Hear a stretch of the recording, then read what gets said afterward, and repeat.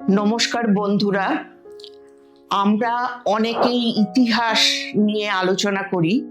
ইতিহাস কথাটার অর্থ হচ্ছে ইতি হ আসো, মানে যেটা ঘটে গেছে সেটা সম্পর্কে বলা।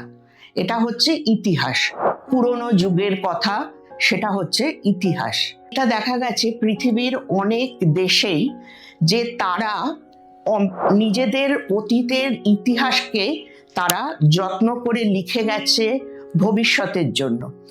কিন্তু আমার দুঃখের কথা, প্রাচীন ভারতের ইতিহাস বলতে সেরকম ভাবে কোনো গ্রন্থ আমরা পাই না। এখানে অনেকে বলে থাকেন যে যে প্রতিভা এই বেদ উপনিষদের মতো এমন এমন সৃষ্টি করতে পেরেছে, ইতিহাস রচনার প্রতি এত তাদের অনীহা কেন? তো এর পেছনে অনেক কারণগুলোকে খুঁজে দেখা হয়েছে। তার মধ্যে প্রথম কারণটা হচ্ছে যে প্রাচীন ভারতের মানুষের বা ভারতীয় মানুষদের মধ্যে ইহলৌকিক জীবন সম্পর্কে একটা অনীহা আছে। তারা পরজন্ম সম্পর্কে যতটা ভাবিত, ততটা ইহ জগৎ সম্পর্কে ততটা নয়।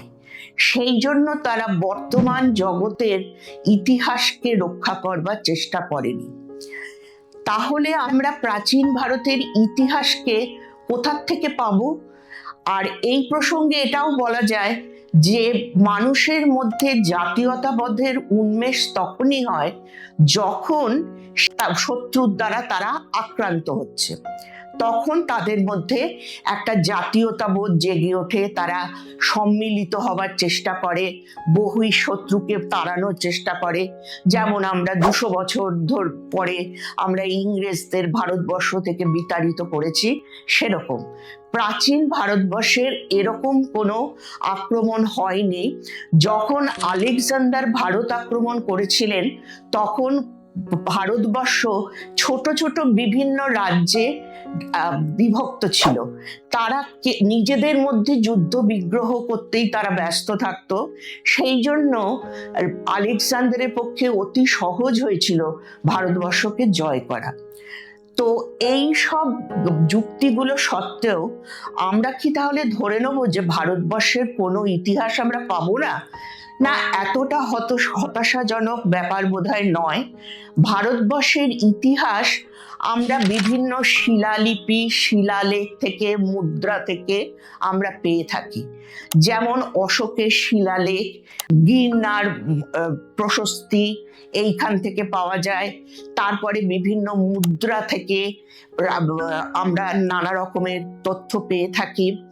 এছাড়া এক ধরনের কাব্য তখনকার দিনে রচিত হয়েছিল যাদেরকে বলা হয় ঐতিহাসিক কাব্য। যদিও এই কাব্যগুলো ঐতিহাসিক একটা তকমা দেওয়া থাকলেও এদের মধ্যে ইতিহাসের অতটা বেশি গুরুত্ব ছিল না। এখানে কাব্যটাই মূলত ছিল, কারণ ইতিহাসের অনেক তথ্য এখানে দেখা গেছে যে সবসময় কিন্তু ঠিকমতো এসে পৌঁছয়নি। তার মধ্যেও আমরা 2-3টে ঐতিহাসিক কাব্যের নাম করতে পারি, যারা ততটা না হলেও কিছুটা পরিমাণে ইতিহাসের কাছে গেছে। যেমন এক হচ্ছে বাণভট্ট রচিত হর্ষচরিত। বাণভট্ট হর্ষচরিতের মধ্যে তিনি হর্ষবর্ধনের জীবনকাল, তার রাজ্যকাল সম্পর্কে যে তথ্য দিয়েছেন তার অনেকটাই কিন্তু ঐতিহাসিক সত্যতা রয়েছে। দ্বিতীয় হচ্ছে কল্হণের রাজতরঙ্গিনী।